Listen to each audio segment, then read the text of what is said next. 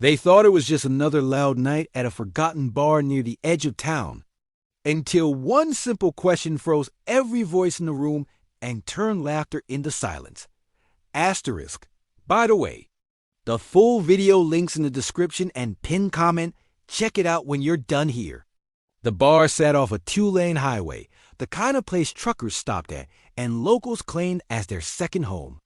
Neon signs buzzed faintly behind dusty windows, and the air smelled of old wood, spilled drinks, and stories that had been told too many times. On that night, the bar was crowded.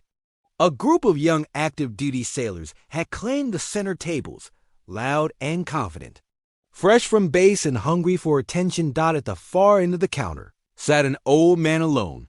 He wore a faded jacket with no patches, no rank, no signs of service. His hair was white, cut short, and his hands rested calmly around a glass he had barely touched. He did not look fragile, but he did not look dangerous either. He looked like someone who had seen enough of life to stop advertising it. One of the sailors noticed him while ordering another. Round. The young man had the posture of someone who knew how to fight and expected respect for it. He wore his confidence openly, like a badge. As he glanced down the bar, his eyes caught the old man's steady gaze. There was no challenge in it, no fear, just awareness. The sailor smirked. He had been drinking, and with alcohol came curiosity mixed with ego. He walked over, pulling a stool beside the old man without asking. "You military?"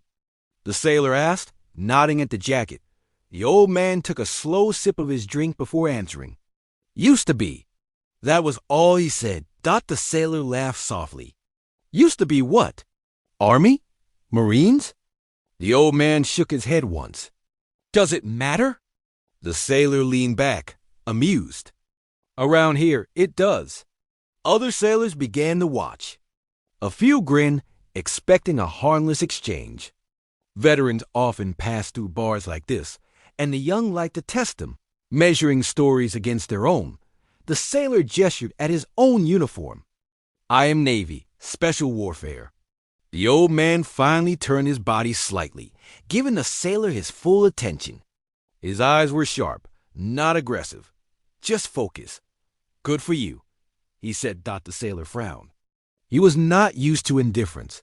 "You do not seem impressed," the sailor said. "I have been impressed before," the old man replied. "It rarely lasts." That drew a few chuckles from nearby tables. The sailor's smile tightened. "So what were you, old-timer?" "Desk job." The old man did not answer right away.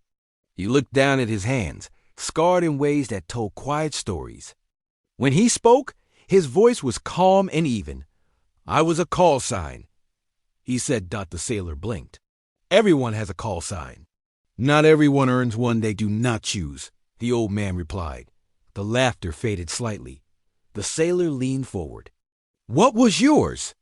The old man met his eyes. "Why do you want to know?" The sailor shrugged. "Because you look like you are carrying something heavy, and I am curious." For a moment, the old man said nothing. The bar noise swelled again, glasses clinking, conversations resuming. Then he spoke, quietly but clearly. "My call sign was the Reaper." The effect was instant. A nearby sailor stopped laughing mid-sentence.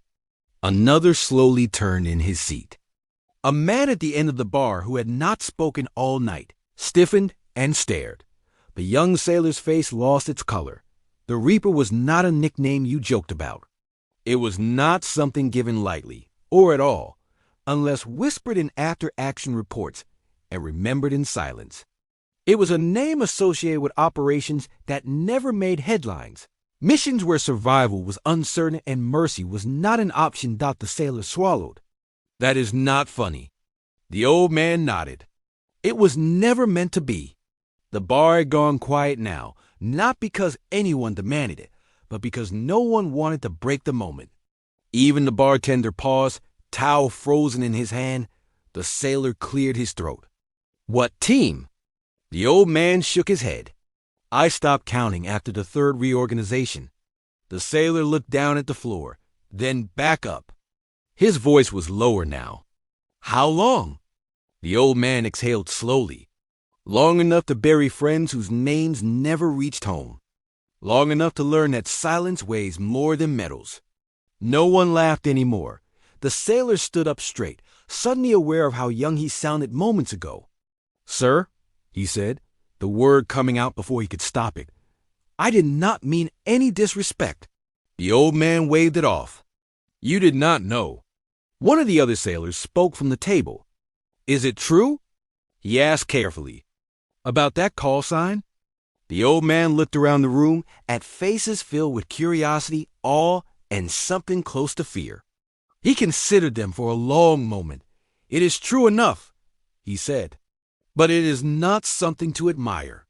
The bartender finally broke the silence. "Drinks on the house," he said quietly.